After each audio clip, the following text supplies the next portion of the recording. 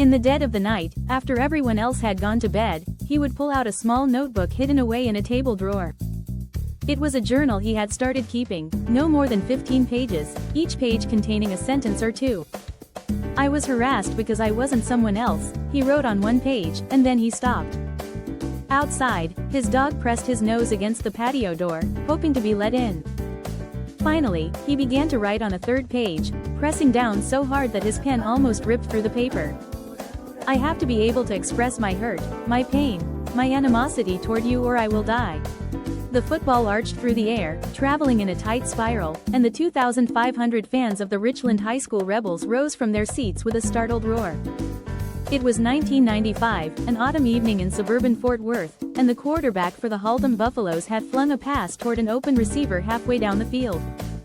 But Richland's free safety, senior Lance Butterfield, was already racing for the ball, his head held straight up, moving so smoothly that his shoulder pads hardly rattled. At the last second, just when the football seemed beyond him, he leapt, stretching his body and pulling the ball away from the baffled Haltom wide receiver. "Butter, butter, butter," students and parents chanted from the stands. To them, Lance Butterfield was the kind of old-fashioned hero rarely seen anymore in high school sports. Lean and handsome, with an earnest face and a gentle smile, a smile that could melt a room, his English teacher used to say. He maintained a 4.0 grade point average and was a member of the National Honor Society and Young Life, a Christian student fellowship organization. He didn't get in fights, he didn't skip classes, he didn't drink or smoke, and he was unfailingly polite.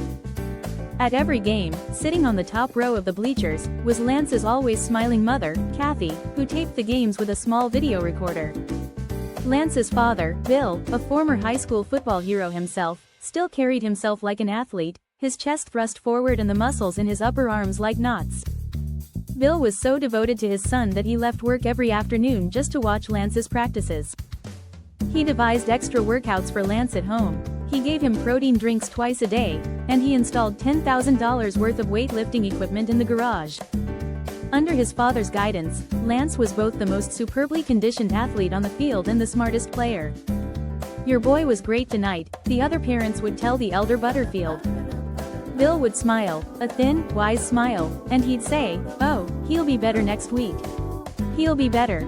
In the winter months following that championship season, when curious outsiders would ask what went wrong, the Richland fans would shake their heads. Nothing felt out of place, they insisted, it was a perfect time. The team was playing so well together and was on its way to a district title, the first in a decade. And, the fans said, it was such a delight to watch Lance, who at the end of every game stayed on the field as if he never wanted to leave.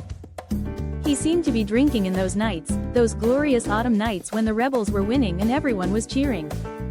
Sometimes the entries were only fragments of sentences. "I still me, I haven't changed," he wrote on one page, then stopped. He seemed to be searching for just the right words. "You don't understand what I mean by spending life competing against the world with my actions," he wrote. Every December in various neighborhoods in North Richland Hills, the residents cover their hedges and porches with Christmas lights.